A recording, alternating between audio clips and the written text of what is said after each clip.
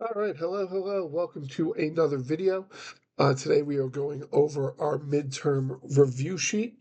I will be honest, this isn't an ideal recording situation for me. We're a little bit rushed as this was requested that I make this video today, and the midterm is tomorrow. So I need to get this going quickly. So we're in a not super ideal recording situation. So if it's not a perfect video, I apologize, but I'm going to do the best I can to help you out. So here we go. Let's get right in. Number one, an expression is shown, and they give you 2x minus 3 plus parentheses, plus bracket 4x parentheses 3x plus 2. They say which expression is equivalent to the given expression. Now, what you could do, okay, is, excuse me, is you could figure this out doing distribution and then combining like terms. Or what you could do is you could just put it into Desmos. Okay, so I'm going to show you how to do that. So we're going to put in 2x minus 3. I'm going to open up Desmos. Remember, this is a state test version of Desmos. Anything that you can do in this version of Desmos, you can do in the state test, so that's why I'm perfectly okay with you using it.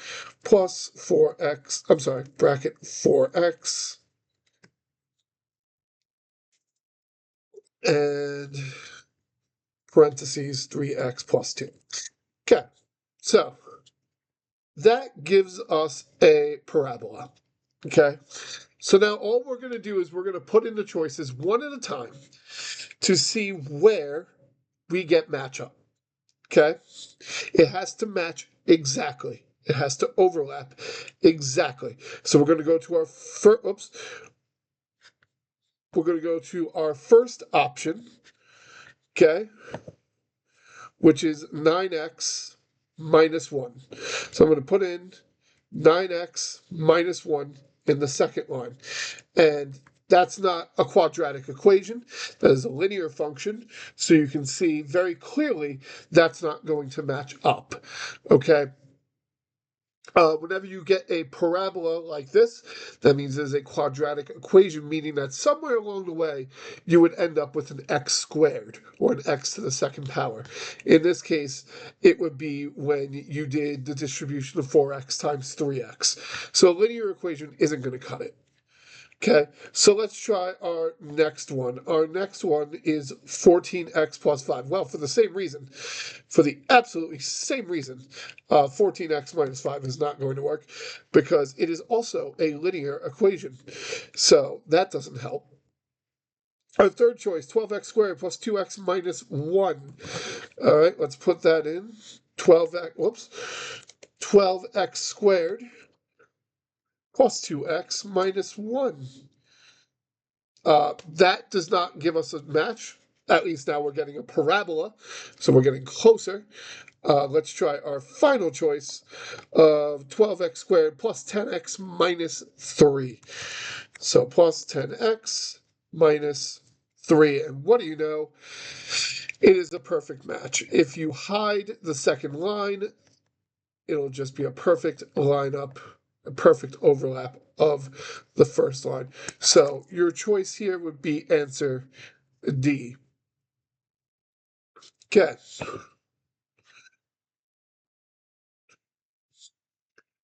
Question 2, an expression is given 3x squared plus 3 plus negative 2x squared plus 7. Create an equivalent expression using the fewest terms possible.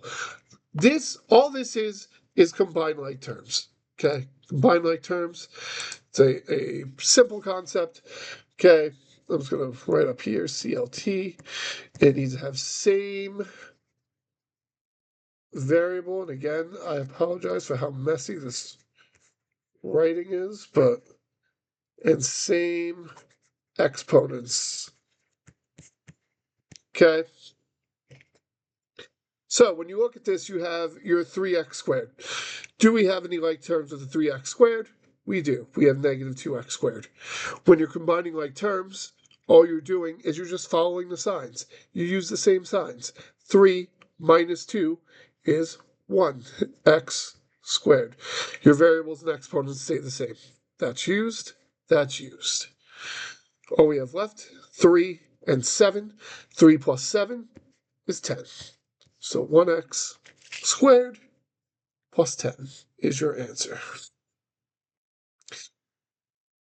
We got a lot to cover, so I'm going to try to move quickly. Going on to number 3. A factory has 2 assembly lines, M and N, that make the same toy. On Monday, only assembly line M was functioning and it made 900 toys. On Tuesday, both assembly lines were functioning for the same amount of time. Line M made 300 toys per hour, and line N made 480 toys per hour. Line N made as many toys on Tuesday as line M did over both days. Write an equation that can be used to find the number of hours T that the assembly lines were functioning on Tuesday. So, key things we know. Our variable is T. The number T represents the number of hours. We must use T. Okay? Line M ran 900 toys on Monday. Okay? There's no per hour here. There's no per anything. It is just a flat 900. So let's make a note of that. Okay, so line M had 900. On Tuesday, let's look for line M again. Line M made 300 toys per hour. Per hour is huge here. That implies some sort of slope and also implies a variable.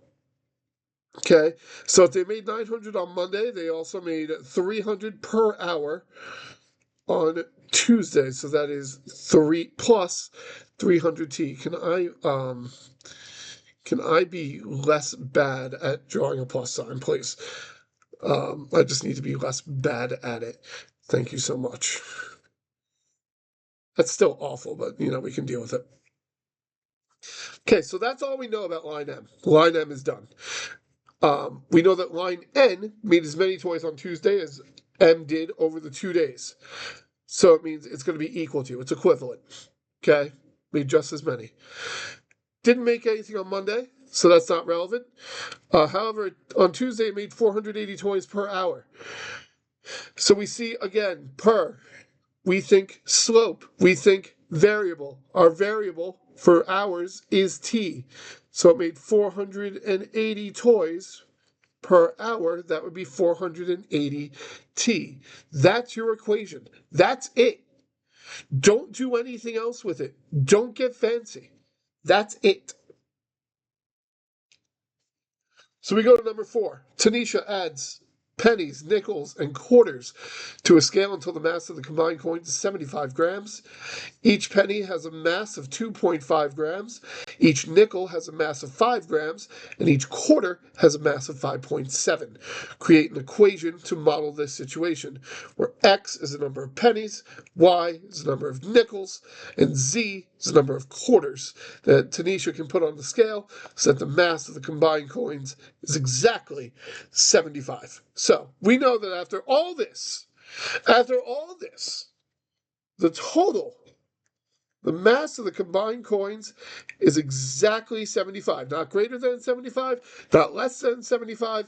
It is exactly 75. Oh, that was awful. Can I Control Z that? Thank you. All right, it is exactly 75. So it's going to equal 75. Okay. Now, it gives us our variables. X is the number of pennies, Y is the number of nickels, and Z is the number of quarters. We know that each penny has a mass of 2.5 grams. So if we're working with weights, as our total is a weight, then we're going to put 2.5 times X. That represents the total weight of our pennies. It is 2.5 times the number of pennies. Next, we have nickels. Okay, nickels, according to the problem, are represented by Y and have a mass of 5 grams each. So we're going to do plus 5 y to represent our total weight of our nickels. Okay? Then finally, quarters. Z is our variable for quarters. Each quarter has a mass of 5.7. I'm going to see if we can fit this on here. Plus 5.7 Z. So you have the total weight of the pennies, 2.5 grams times the amount of pennies, plus the total weight of the nickels, 5 grams times the number of nickels, plus the total weight of the quarters, 5.7 grams times the number of quarters, all equals 75. That is your answer. Alrighty. So let's go to numero 5. Will it let me? Here we go. A system of inequalities is given. X is less than or equal to 4. Y is greater than y is greater than 0. So select all the ordered pairs that represent a solution to the system of inequalities. When you see select all, that means you probably have more than one right answer.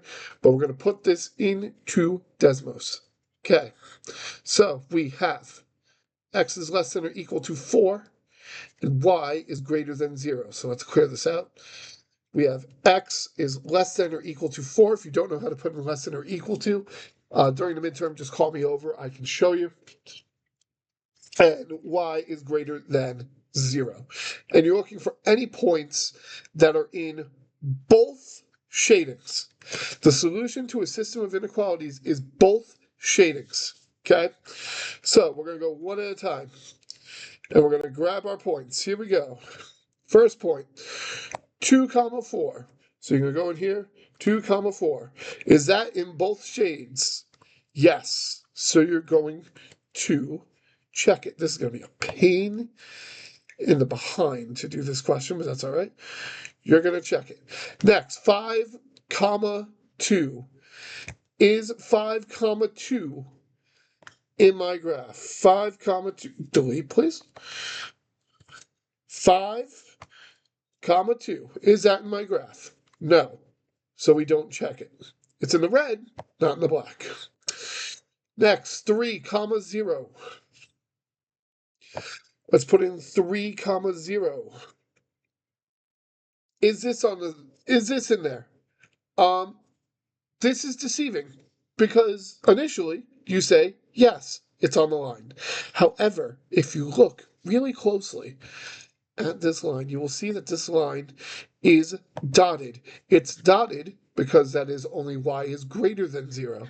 When it is dotted, that means that anything on that line is not part of the solution because it's 0 greater than 0. No, it's just the same. So it doesn't work. So this point doesn't work. We go to our next point, -4, 6. -4, 6. Is that in my graph? Where is -4, 6? Here it is. Sure is. Way up here. So we will check it off. Boop. And -7, -1. -7, -1. I realize that the graph isn't showing, but if you look at the graph, you will be able to see it is not. So those are our two answers. All right, number 6, an equation is given, y equals 3x plus c. Create an equivalent equation by solving for x in terms of y and c. Okay, this is what we call a literal equation. Okay, 3x plus c. So, we're solving for x, meaning that our goal is get x by itself. So first, I got to get rid of the things being added and subtracted to x. In this case, that is c. How do I get rid of it? I force it to cross the fence. To force it across the fence, I use the opposite sign. Instead of plus c, I have minus c. Do I know what y is? No. Do I know what c is? No. So can I possibly get a single thing when I subtract them? No. So we're just going to leave it as y minus c equals 3x. Last step, we got to get rid of the 3. We divide both sides by 3. And we'll be left with, and this is our final answer, y minus c divided by 3 equals x. And that's what you get. Let's go to number 7. The steps the student took to solve the linear equation, blah, blah, blah, are shown. The student made an error in one of the steps. In which step does the error first appear? Oh, excuse me. And in what should the solution to the equation be? Okay, so let's analyze. Given here, right? This is a don't call me after midnight situation. And the first step to don't call me after midnight is always distribution. We don't see a number next to this parentheses, however, we do see a negative sign. So I know we're going to distribute -1. So I'm going to distribute -1 to everything in that parentheses. If I distribute -1 to x, -1 times x gives me -x. That's what I have here. That's expected. -1 times -4 gives me +4, which, we don't have here. So step 1 is where your error occurs. Okay, what should the solution to the equation be? This you can put into Desmos. Now, when you have a long equation like this that has multiple variables on different sides of the equal sign, what you have to do is you have to set this up as a system of equations. Okay, so you're going to break this in half at the equal sign. On one side, you have 4x plus 5. So we're going to go in here to Desmos. We're going to put in 4x plus 5. On the other side, we have 31 minus parentheses x minus 4. So we're going to put that on the second line. 31 minus parentheses x minus 4. Okay. And now we're looking for where these two lines intersect. You'll notice that in part B, it prompts the answer as x equals. So wherever they intersect, you're going to take the x value. Let's go looking. Zoom out a bit. Move our camera. Ooh, where is it? There it is. Way up here in Guam. Okay. So, our point of intersection, bam, 6, 29. Which one of those is the x value? It's 6.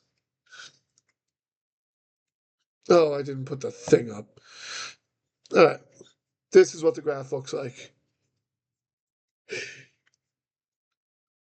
We zoomed out a couple times and we found 6, 29. Your x value of that is 6. So you're going to say the answer should be x equals 6. What is the solution to the equation? 12 times x plus 5 equals 4x. So again, this is the same thing we're going to do. We're going to split this equation, okay?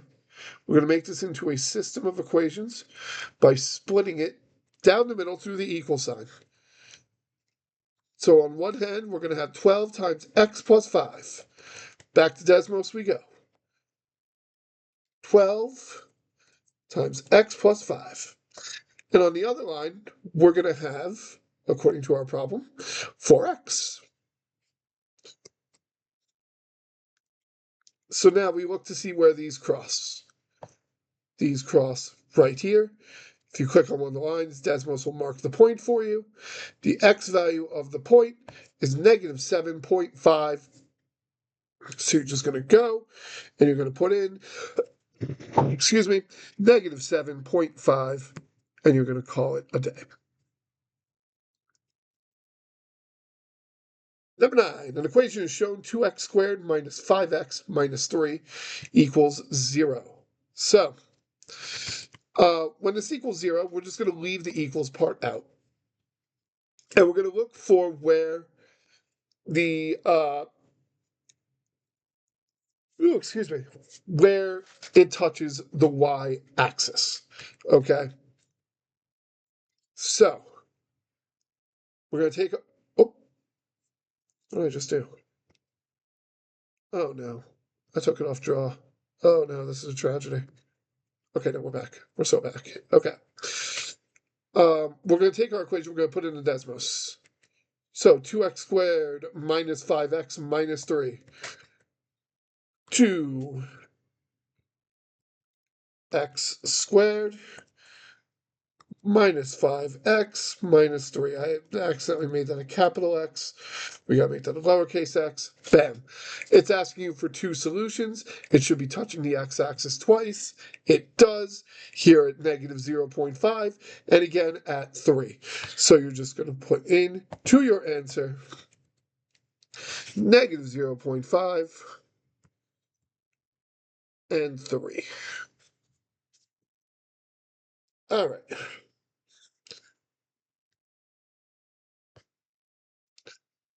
10, I don't put 10's a long one. 10's a long involved one. So I'm going to skip over 10, but I will tell you that what you have to do is you have to find the solution to the system of equations. For example, I believe this one is 1, 1. We're going to go over how to find the solution to system of equations. I mean, we've already done it twice, but I'm sure we'll hit it more. But here it's 1, 1. And what you have to do is you have to put in each of these into Desmos until you find another set of systems that also has the solution 1, 1, which I believe, if I recall correctly, is D. Did I make it 1, 1?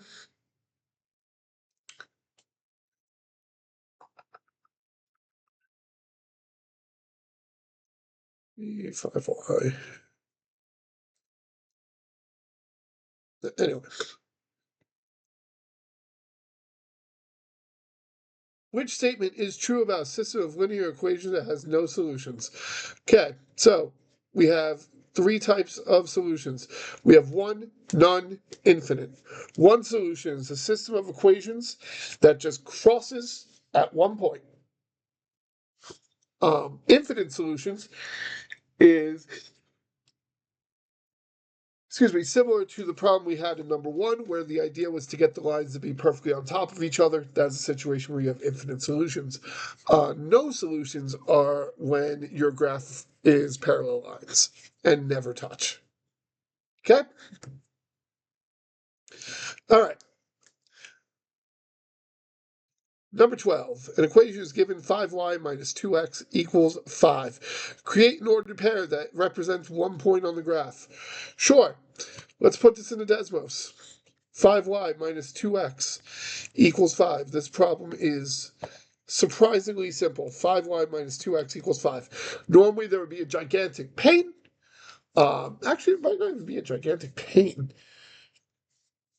Because realistically, you could just plug in 0 for one of these and find out what you get. Or you could just put in the Desmos, click on either of the dots. They don't even have to be whole numbers. They can be decimals. Just click on one of the dots. Here's 0, 1. That's nice and easy. 0, 1 is on the line. So, yeah. 0, 1. That's it. Number 13. A linear function is given. The function b is also linear. The equation a of x equals b of x has exactly one solution at x equals 5. Create a possible equation for function b. So, first step we're going to do is we're going to put function a in the Desmos. Function a is a of x. I said a of x I said a of x equals 26 minus 12.4x. And what it tells you is that it has an intersection at x equals 5. So let's see where x equals 5. X equals 5 right here. So it intersects at 5 comma negative 36. Now, do you know what a linear equation is? Or an equation like this? It could just be a straight line. So if you theoretically were to make a straight line, right, where y or b of x, because b of x and y are interchangeable, equals negative 36, gosh jiggity darn, it's going to intercept at x equals 5. So this is as easy as, if it tells you it intercepts at x equals 5, put in x equals 5, take the y value of wherever it intersects, and that becomes your equation. B of x equals negative 36. That's all you got to do. Okie dokie. Negative 36. Okay. The graph of a system of inequalities is shown. Create the system of inequalities that is represented by the graph. All right. So, graph 1, we have a straight line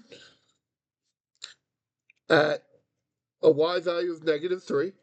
So we're just going to say y and negative 3. That's the first step. Now, when you're creating inequalities, you have to analyze, is this a dotted line or a solid line? If it's a dotted line, then you know it's going to be either less than or greater than. If it's a solid line, it's going to be less than or equal to or greater than or equal to. This is a dotted line, so it's either going to be less than or greater than. What determines whether it's less than or greater than is where it is shaded. In this case, it is shaded below the line. Okay? It is shaded below the line, down over yonder. So if that's the case, then this would all be less than negative 3. So we're just going to make it less than negative 3. I need to get rid of my drawing. Less than negative 3. And that's your first one. Your second one requires a little more work, okay? Because we have to write a full linear equation for this. First off, when you need to write a linear equation, remember that's in the form of y equals mx plus b. First step, identify your b. That's your y-intercept, okay? Our b for this point is at negative 5. So we know that negative 5 is going to be in our answer. We know that this is going to be y something. And we can actually figure that out now. It's shaded above the line. So it's going to be greater than. And it's also a solid line, meaning it will be greater than or equal to. So the last step we need to do is to find the slope. Okay, so we got to pick 2 points. There's a point right here where they intersect. To figure out the slope, remember slope is rise over run. And you will need this when we get to geometry. Okay, so you need to know how to do this. You figure out how far you have to go up. 1, 2. So your slope is 2 over. How far do you have to go right? 1, 2, 3.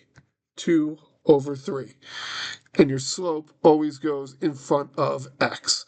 So it's y is greater than or equal to 2/3 x minus 5. Okay. That's some of the bigger stuff that we have to deal with on this midterm. So let's keep it moving. Question 15. A descending hot air balloon moves downward at a steady rate. The altitude in feet of the hot air balloon x minutes after it begins its descent can be modeled by the following equation, negative 375x plus 1500. What does the negative 375 in the equation represent? So, negative 375 It's in front of x. We know in a standard y equals mx plus b equation, okay, that the number with x is your slope or your rate of change. So let's take a look at any of these that don't have rate. A has rate. Great. B, the altitude of the balloon after X minutes. Never mentions rate. Gone. C, the total descent of the balloon after X minutes. Never mentions rate. Gone. D, the altitude of the balloon before it begins and the word descending got cut off. Never mentions rate. Gone. It has to be A. If it asks you what was the 1500, that represents your y-intercept, which represents your starting point. So that would be the altitude of the balloon before it starts descent.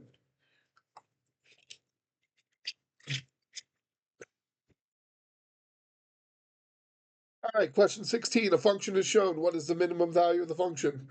This one, easily desmosable. Let's do it. We're going to put this in. The function is f of x equals 5x minus 2 squared plus 3. And we go back home.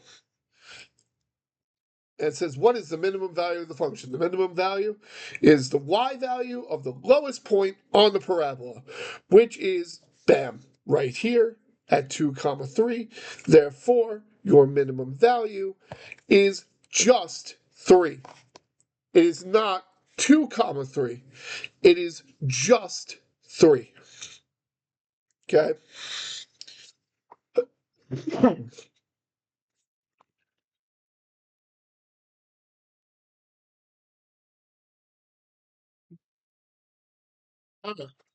So let's go to number 17. An equation is given. X squared minus 121. Excuse me 1 second. The expression can be written in the form x plus a times x plus b. What are the values of a and b?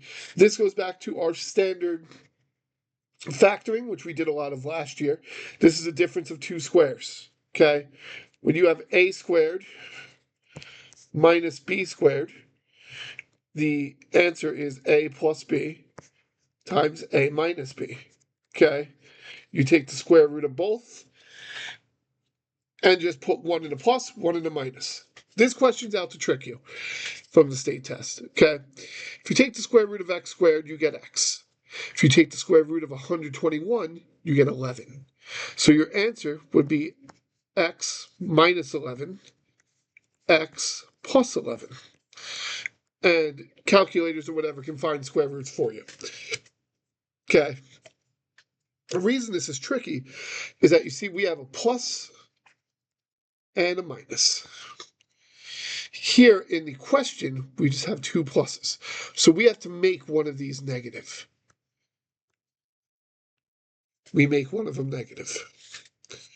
Okay? I do believe this question is also, I'm going to double check, desmosable. Let me see if it is. Woo. It is. This question is desmosable.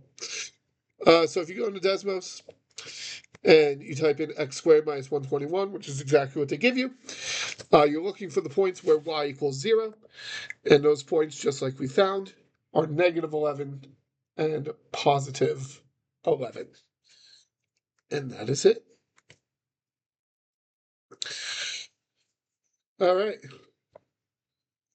Question 18. A sequence is shown. Okay. 0, 2, 4, 6, 8, ... Write a function that represents the nth term of the sequence where f of 1 equals 0. Okay. So what do we know? We know that every time it's going up by 2. It's going up by 2. This is plus 2, plus 2, plus 2. Okay. So let's think about how we can write this. We have plus 2. right? And you have your other part would be 2n. Why would it be 2n? So think of it this way, right? Oh, actually, excuse me, I have this backwards. Let me get rid of this. This would actually be 2n minus 2. And here is y. Okay? Think about what you're doing. As you put in 1, or as you plug in numbers for n, you're going to double it and then subtract 2. Okay?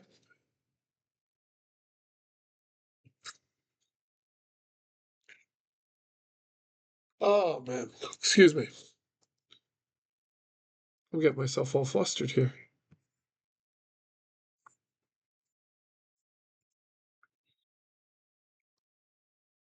This is what happens sometimes when you have to record on short notice and you don't have your notes in front of you.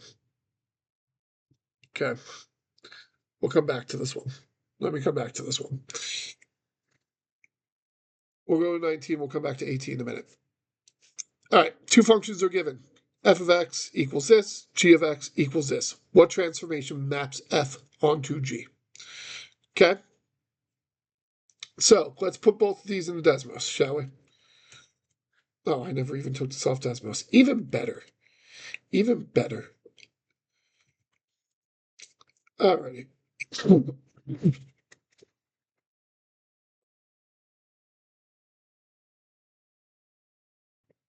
Okay, so let's put these into Desmos. F of x equals negative 3x squared plus 2x plus 1. F of x equals negative 3x squared plus 2x plus 1. And then we put our second one, g of x equals negative 3 x minus 2 squared plus 2 x minus 2 squared. Sorry, not squared. Plus 1. And all you're going to do is you're going to compare the two parabolas. The easiest way to compare your two parabolas would be to just check the vertex. Your vertex is either your maximum or your minimum. Here, it's at 0.33. Here, it's at 2.33. All you did was you moved to the right 2. So you were going to go 2 units to the right.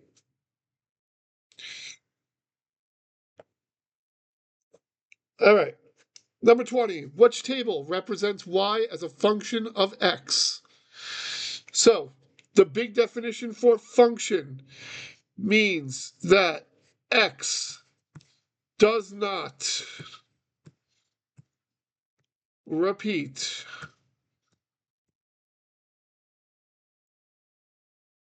Okay? So if you have a repeating x, it is not a function. You do not care about the y column. You could not care less about the y column. You're only looking at the x column for questions about which one of these is a function. A, does it have repeating x's? Yes, the entire thing is repeating. It's not A. B, do we have repeating x's? Yes, 4 and 4. I'm sorry, that's C. So it's not C. This is B. Does this have repeating x's? No.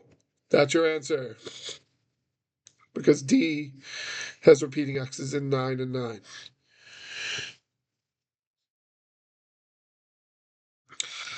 All right. So let's go 21. Complete the table using the function f of x equals 2x plus 2 plus 4x.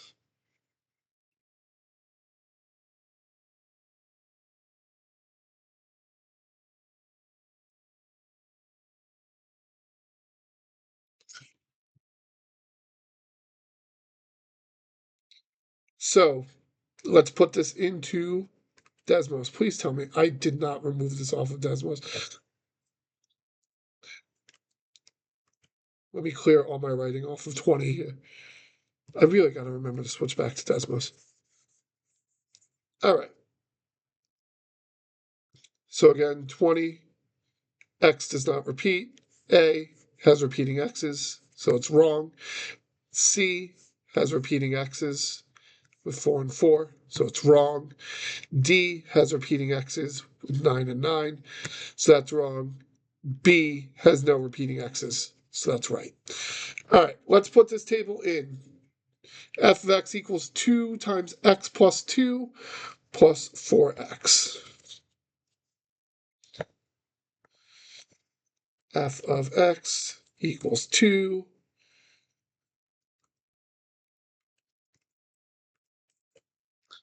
times x plus 2 plus 4x. So with this one, we're going to complete a table. To do that, you're going to have to make a table in Desmos. The way you do that is you hit this cogwheel here, and there's a little table button, create table. This creates a table based off of the formula you put in. So we have to look at a couple things. One, x is 0. It tells us what is f of x. Well, if we look at Desmos over here, we already have x is 0 in here. It tells us f of x is 4. So let's go put in 4.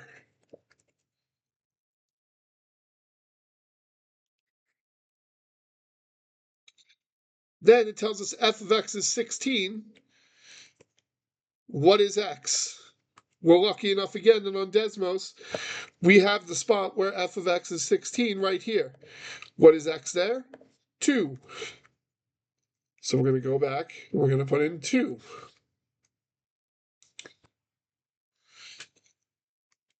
Next, we have x is 10. F of x equals what? So we're going to go back to our Desmos. I said we're going to go back to our Desmos. And in the table, we're just going to type in 10. And what does that give us for f of x? 64. So let's put in 64. 64. And finally, it says if f of x is 94, what is x? The bad news about Desmos is that you can't type into the f of x column. You can still strong arm it though. 11, is that 94? No. 12, is that 94? No. 13, is that 94? No. 14, is that 94? No. 15, is that 94? Yes, it is. So just strong arm it till you get it. 15.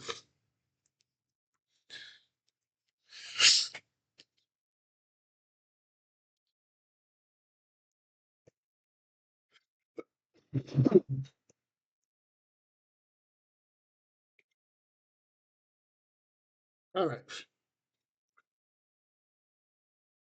Let's go back up real fast to 18. Because I do want to fix 18. Because I royally messed up 18.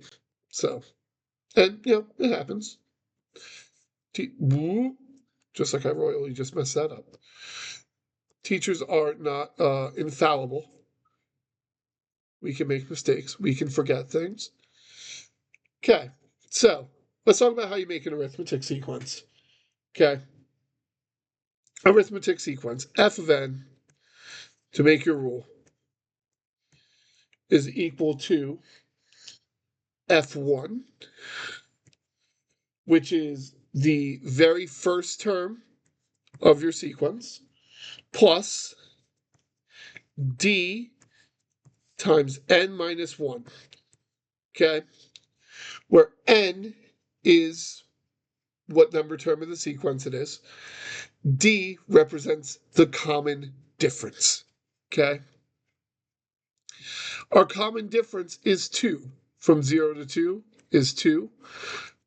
From 2 to 4 is 2. From 4 to 6 is 2. From 6 to 8 is 2. So our D would be 2. Our f of 1, given by the question, is 0. So our formula would be f of n equals f of 1, which is 0, plus 2 times n minus 1. You would distribute this 2, and you would end up with your final answer. I'm going to have to clear a little bit of room here. Actually, no, we can make this work. Of f of n equals 2n minus 2. And that's it. Which is actually the second answer I put that I doubted myself and had to just say, let me come back to this. And again, I'm actually going to leave that in because when you're taking a test or you're doing a big thing like this that requires you to recall so much information, right?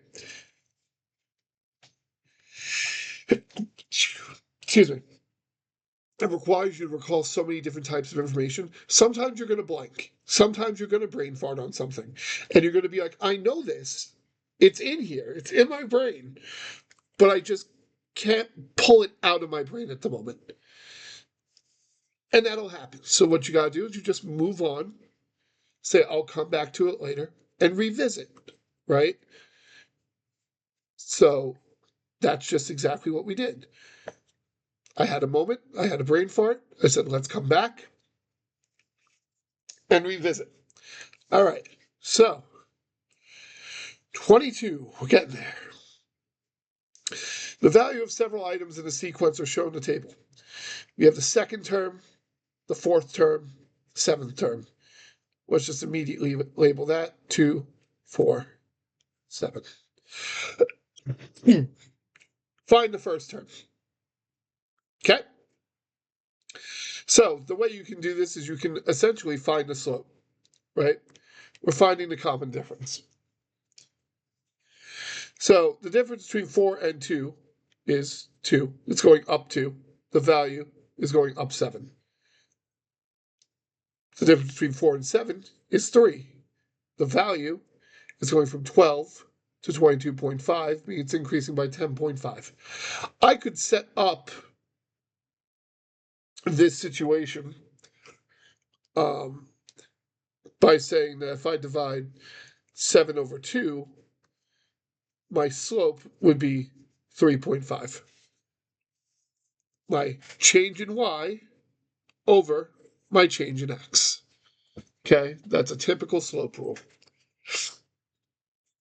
So that means that for every one term I want to go up, my slope or my value will go up by 3.5. For every one term I want to go down, conversely, my value will drop by 3.5. So if I want to go from term 2 to term 1, my value would go down 3.5. What is 3.5? I'm sorry, what is 5 minus 3.5? It is 1.5. All right. 23. A grasshopper jumps off a tree stump. The height in feet of the grasshopper above the ground after t seconds is modeled by the function shown. After how many seconds will the grasshopper land on the ground? Okay, so think about context clues here. We have h of t. We're told that t means seconds. Okay, so you could probably figure out that t, which is your x, represents time. Okay, h, which would be your y, well, what can we think of? We're talking about after how many seconds, and we're talking about the height in feet. So h probably stands for height. So let's take this and put this into Desmos. Here we go. H of t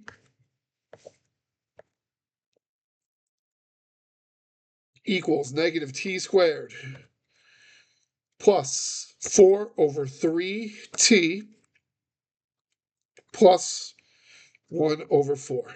And this represents our grasshopper. Okay? So we're looking for the spot where he hits the ground, which means his height is 0. So his y is 0. We have 2 spots right here. Does it make sense that this is an answer? No.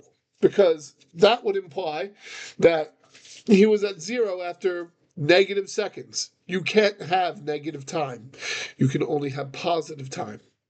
So the only answer you have is 1.5. So you're going to put in 1.5. 1.5. And that's it. Let's move to 24. Molly tracks the time and distance of her hike, expressing distance as a function of time on the graph shown. What is the domain of the function? Remember, a domain represents all the x values that are in your function. Okay? From your smallest value to your largest value. Okay? If you can't remember that domain is x, use the context clues of the multiple choice. You'll see that every multiple choice has x. So you can imagine that you're probably working with x's. Our smallest x on the graph is at 0. Our highest x is at 4. So my domain would be a 0 to 4. That would do it. 25. The graph of a function is shown. What is the maximum value? We said the maximum value was the y value of the highest point. So we find the highest point of the parabola right here. What is the maximum value? 1, 2, 3, 3.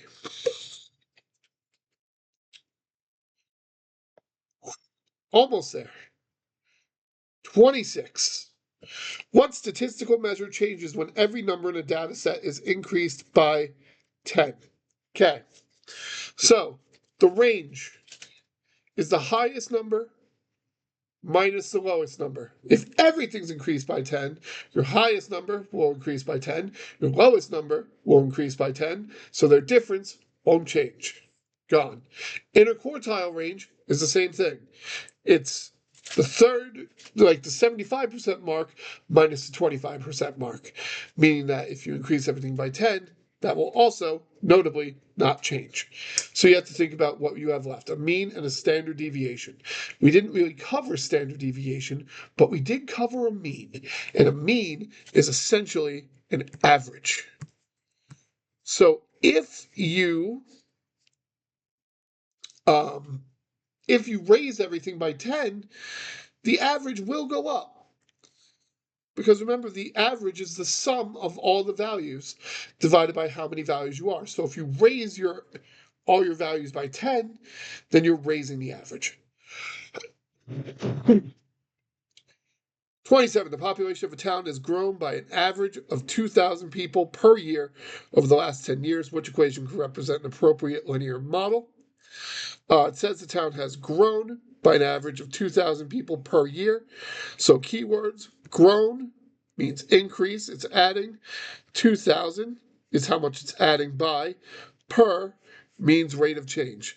Per means coefficient of x. Okay?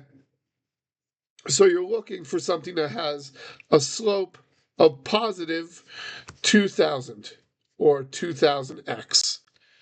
The only one of these choices that does is B.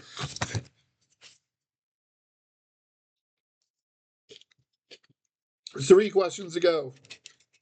A landscaper records the heights in feet of 15 newly planted trees in a community garden as shown. And they give you 15 plot points.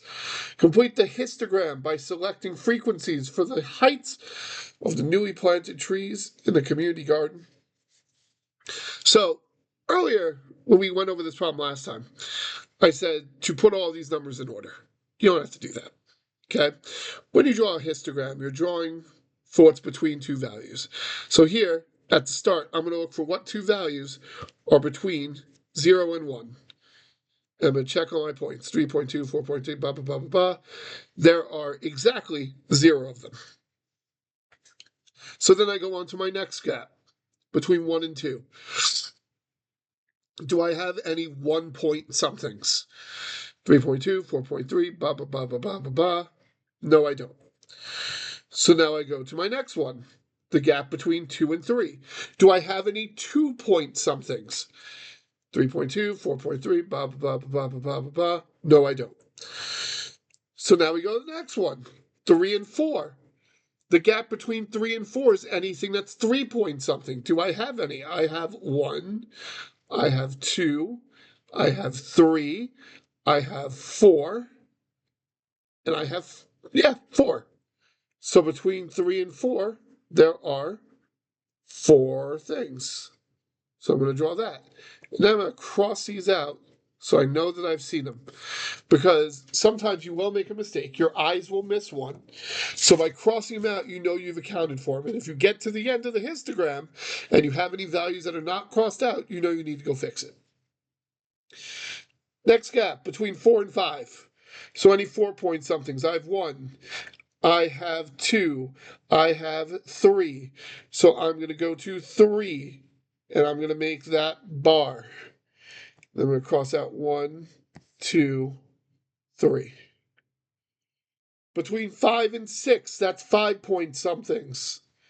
I have 1, 2, 3, 4. So we're going to go back up to 4 and put that between 5 and 6. And then cross it out. Almost there. 6 somethings between 6 and 7. 1, 2, 3. We have 3 between 6 and 7. 1, 2, 3 crossed out. And finally, we only have one data point left, 7.1. So that will just be at the 1 frequency. You can shade in your bars if you want to. You don't have to, but you can if you want to. All right. 2 questions to go. Question 29. A store manager records the total visitors and sales in dollars for 10 days. The data is shown in the scatter plot to the right. What conclusion can be made based on the data? Okay, so what do we notice? We notice that as visitors are going up, sales, excuse me, is also going up. That's how it's trending, right? So anything that does not have increase, or decrease is out. A has increase in sale, decrease in visitors. Out. B, increase in visitors, increase in sales. Keep it. C, increase in sales, decrease in visitors. Out. D, increase in visitors, increase in sales. We keep it. We're down to 2. An increase in visitors causes an increase in sales, or an increase in visitors is correlated with an increase in sales. Let me talk about the difference between cause and correlation, and why the answer in this case is correlated. If you have cause, that means that it is always going to happen. Okay? That means that the sales for 50 the sales for 100 will always be higher than 50. The sales for 150 will always be higher than 100. The sales for 200 will always be higher than 150. In this case, on the graph, we don't have that. Here's someone that has like 125, but it's lower than when you had 100. Here's one that you had 175, and it's the same as when you had 150. Here's one where you had 225, and it's lower than 200. So you can't say it causes, because it's not true 100% of the time. Okay? D, it's correlated. That means most of the time, that means you could reasonably predict. If someone asked you, hey, do you think having more visitors would lead to more sales? You could reasonably predict, yeah, probably. Okay? That's the difference between cause and correlation. Okay? Cause will happen every time. Correlation is most of the time it will. Last one. Scatter plot shown to the left, which linear function best fits the data? So, when you're looking at a line for what best fits, you're looking for what's called the line of best fit. Obviously, in a situation like this, with the scatter plot, you're not going to have one straight line that's going to go through all the points. So you're looking for ones that essentially we're going to file as close enough. Okay? Now, I have a point here at 0, 3. What this tells me immediately is that the line of best fit, because there's only 1 point on the 0 here on the axis, the line of best fit should probably start at a y-intercept of 3. So let's get rid of any choices that don't have a y-intercept of 3. That means we get rid of A, means we get rid of D. So now it's about what slope is better. So starting at 3, we have y equals 1.75 x plus 3. That means your slope is 1.75 or 7 over 4 if you convert it to a fraction. Your other one is y equals 3x plus 3, where your slope would be 3 over 1. So let's take a look, and I'll draw these in different colors so that you can see the difference. Okay, our first line, we're going to start here. We're going to say this is a 7 over 4 line. 1, 2, 3, 4, 5, 6, 7. Up, 1, 2, 3, 4, right. That puts my next point right here. I can't plot anymore on the graph, but if I put my line, and it's not awful, it doesn't look bad. Let's change color for the second one. Let's see this one in, I don't know, purple. No, blue. Okay.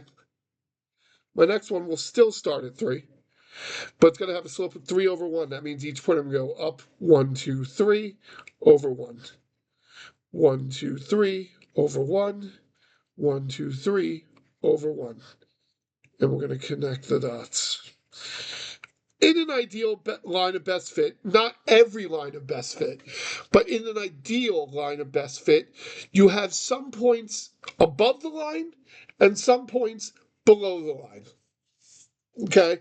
You'll notice with the blue line, we have no points above the line. 0. Nada. That makes it not a great line of best fit. With the 7 over 4, we have the majority of points above the line, but we have some that are below the line. And also, notably, most of the points are close to the line. Like you have like this random one right here that's not, but most of the points are close to the line. All these points are pretty far from the blue line. So I would say that B would be your line of best fit. All right. So that is it. 30 questions in an hour and 2 minutes.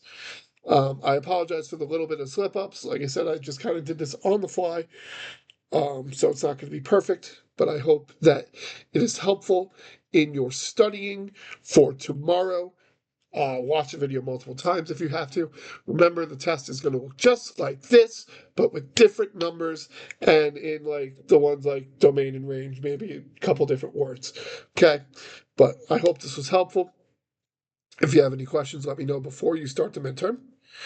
And yeah, besides that, thanks for watching. I'll see you in class.